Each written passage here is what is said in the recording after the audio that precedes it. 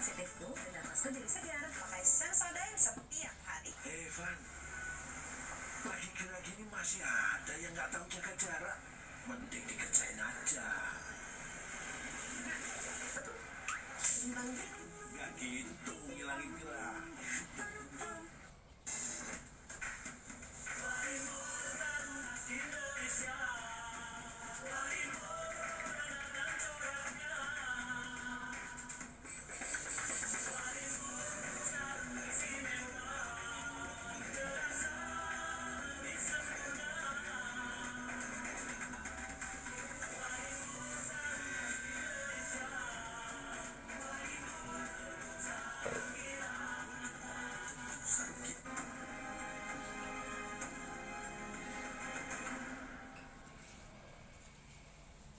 Saya lanjutkan kembali dua sesi yang gantung tadi Pak Syafrin. Ditunda dulu IRP-nya bisa nggak nih? Kalau perdanya kan masih digodok juga atau perdanya kalau memang dianggap membebani rakyat memungkinkan nggak kalau ditunda? Iya baik, jadi sebenarnya saat ini pemerintah Provinsi DKI Jakarta masih lebih fokus kepada bagaimana menuntaskan regulasinya. Kenapa kami fokus kepada penuntasan regulasi? Karena berdasarkan pengalaman IRP dilaksanakan sejak 2015, tadi disebutkan zamannya Pak Ahok. Nah, itu selalu gagal. Kenapa? Karena secara fundamentalnya itu lemah. Diatur dalam peraturan gubernur.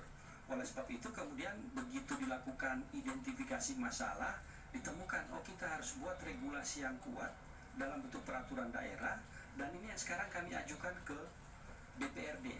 Sudah masuk dalam program pembentukan peraturan daerah oleh Bapenda tahun 2023. Sebenarnya ini pun sudah masuk 2022 kemarin.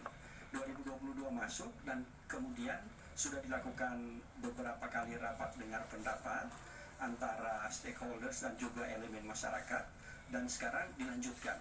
Artinya bahwa tentu pembahasan ini pun tidak sebentar ya Pak Ajastidir. Ini tetap akan butuh waktu yang lama. Oke, saya ke Mas Ahmad. Mas Ahmad, tadi kalau kita dengar koleganya Pak Gilbert tadi ngomong, ini siapa sih yang diuntungkan? Ini harus ke sana melihatnya. Siapa yang diuntungkan dari proyek IRP ini? Kalau Anda melihatnya memang urgensi sekarang untuk IRP atau memang ada dalam tanda kutip hal-hal lain di balik ini? Iya, terus terang saja, kalau bicara siapa yang diuntungkan adalah yang pertama adalah perusahaan pemenang tender dari proyek IRP ini. Ya kan? Pertanyaannya ini seolah-olah ada kegentingan kemacetan. Kalau saya melihat, Tapi faktanya memang macet kan kita saat macet ini, real. Jakarta. Sejak tahun pemerintah yang lalu juga Ya, macet. ya. Cuma persoalannya adalah, apakah ada langkah kreatif dari penjabat yang memimpin sekarang untuk menyelesaikan dengan cara yang murah, diamini oleh seluruh masyarakat? Karena begini, kita udah uji coba 3 in 1, efektif nggak? Orang pakai joki. Sekarang sudah ada ganjil genap. Ganjil genap orang-orang kaya itu punya 2 plat, dia punya 2 mobil, satu dia beli ganjil, satu beli genap. Setiap dia mau pakai ditukar-tukar aja. Ganti ya. Iya kan? Nggak efektif juga gitu. Nggak efektif juga. Nah, karena kita punya persoalan yang sangat fundamental di mana jumlah jalan yang tersedia sama jumlah kendaraan sudah overload, tidak mencukupi. Jalan nggak bertambah lebarnya. Kalau mau jujur, jumlah jalan di zaman Pak Fauzi Bowo sama di zaman sekarang itu lebih banyak di zaman Pak Fauzi Bowo. Kenapa? Karena sekarang itu sudah banyak penyempitan. Ya. Ada trotoar yang diperbesar. Ya. Jadi jumlah kendaraannya bertambah, jumlah jalannya diperkecil. Ya. Nah ini yang ingin saya katakan adalah ini pas kemacetan pasti tidak bisa pendekatannya pemerintah daerah tok. Dia harus komprehensif secara nasional.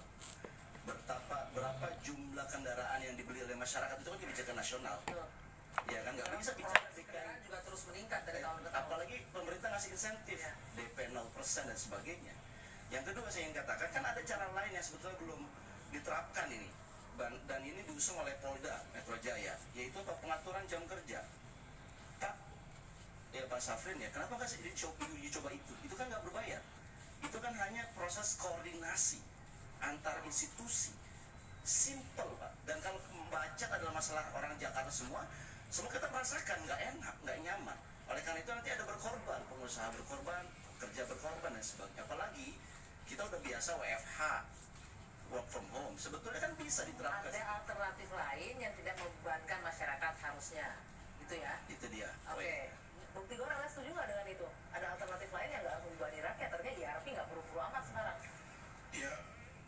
saya dari 2010 ya mengikuti ini gitu. Semua argumentasi sama, ya, nggak perlu-perlu amat, belum sekarang, ekonomi, kan gitu ya. Tapi tadi kalau saya tangkap yang dikatakan oleh Pak Ahmad dengan Pak Gilbert ada kontradiksi kayaknya. Apa kontradiksi?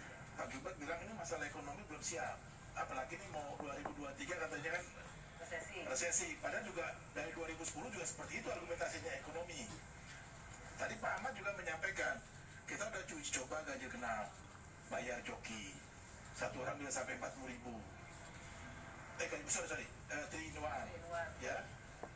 Sekarang ganjil genap, beli mobil, ekonominya di mana gitu loh? Persoalan ekonominya gitu loh. Artinya nggak akan membebani rakyat kalau bayar 5.000 sampai 19.000 rupiah itu. Mbak Ami yang mengatakan, saya hanya menggambarkan. Ya kalau melihat Gitu loh, di kontradiksi di antara Pak Ahmad dengan Pak Gilbert gitu loh. Ya, karena saya mengikuti dari 2010 ini terus, jalan terus. Ya, jalan dengan segala model yang boleh dibilang luar biasa. ERP-nya dijalanin dengan sistem tiket, stiker, artinya gini. Ya, Jakarta sebetulnya ini udah terlambat gitu loh. Ya, jangan sampai nanti terlambat lagi, lebih susah lagi gitu loh. Ini yang saya mau sampaikan kedua, ya, kita harus berani coba, kita harus berani jalankan. Ini udah kelamaan. Argumentasi apapun tuh udah dari 2010 seperti itu gitu loh. Oke, jadi sekarang nggak usah direkam nih, masyarakat bilang ini terbebani segala macam ini. Enggak, tadi kan faktanya tadi mau apa gitu argumentasinya gitu loh. Mau ekonomi tadi dijawab sendiri oleh Pak Ahmad. Ganjil genap dia bisa bayar joki sampai 40.000, 60.000. Oke. Apa terima? Ganjil genap juga dia bisa beli mobil 2. Bantakan dan Jadi polisi di masa ini kontradiksi gitu argumentasinya. Pak Tigor selalu mengambil kesimpulan terlalu cepat. Ya, saya bukan ambil kesimpulan, saya kan hanya mendengarkan nih. Tapi saya mau katakan, ya, ERP ini kan bagian dari menjawab kebutuhan transportasi, transport demand management. Oke. Gitu loh. Bagian menjawab kebutuhan transportasi. Iya, saya kira pendekatan bahwa ekonomi sedang baik-baik saja sangat keliru ya. Ekonomi kita sedang tidak baik-baik saja, bahkan ini dinyatakan oleh Pak Presiden. Kita sedang tidak baik-baik saja. Artinya kalau Presiden sudah mengatakan begitu, pemerintah DKI ini mengatakan yang sebaliknya. Berbahaya ini. Karena tidak baik-baik saja, maka kita harus membantu masyarakat memperkuat daya belinya. Nah, menaikkan biaya berbayar ini akan menekan daya beli, dan ini tidak sehat buat ekonomi. Jadi ini agak aneh nih yang dilakukan oleh pemerintah DKI. Jadi terkesan kontraproduktif dengan pemerintah pusat, di mana sudah terjadi relaksasi di mana-mana, tapi ini dipaksakan. Anda bisa bayangkan begini, mengatasi kemacetan dengan cara ERP itu menurut saya sangat sederhana dan sangat simple programnya. Kalau Anda ingin menghindari kemacetan, buat aja ERP-nya jadi 1 juta, Pak. Selesai itu jalan. Nggak ada yang mau jalan. Ini kan logika yang sangat simple sekali. Gimana? Saya kira itu yang mau saya sampaikan.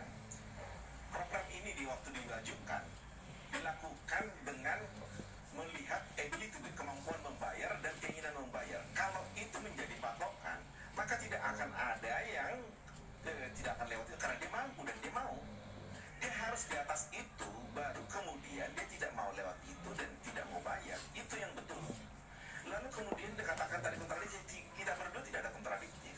Bahwa kita dengan pihaknya Pak Tigor sama Pak Kadiskup itu memang kontradiktif. Bahwa kita menolak, di sana mendukung. Bahwa yang kemudian kita menjadi persoalan Tidak ini itu debatable. Segitu ya. Nanti kita bisa berdebat itu semua. Artinya sepanjang jalur transportasi publik belum menjangkau semua arah, jangan paksakan ini. Karena ini bukan solusi mengatasi kemacetan. Macet itu bisa diatasi kalau sekali angkut ribuan orang. Kenapa di negara maju setengah penduduknya di bawah tanah, setengah di atas tanah? Karena mereka kemudian menggunakan transportasi publik. Artinya transportasi Mau kita ke Jawa menyentuh semua besok. Jawa mana? Pegang. Besok Jawa mana? Berapa hari? Kita tidak pernah terlambat Pulang. melakukan ERP loh. Jangan Sehari pernah doang. mengatakan bahwa Minggu. kita terlambat Seminggu. melakukan, tidak. Justru saya untuk mengatakan ERP tidak dibutuhkan. tidak Itu dibutuhkan. kalau nggak diginin Oke, mau nanti kita ya parah. dengar tanggapan dari Mas Afrin. Saya tidak sesaat lagi. Berapa hari saya di tukang jamu aja. Atau tukang jamu tetap aja kalau nggak digini.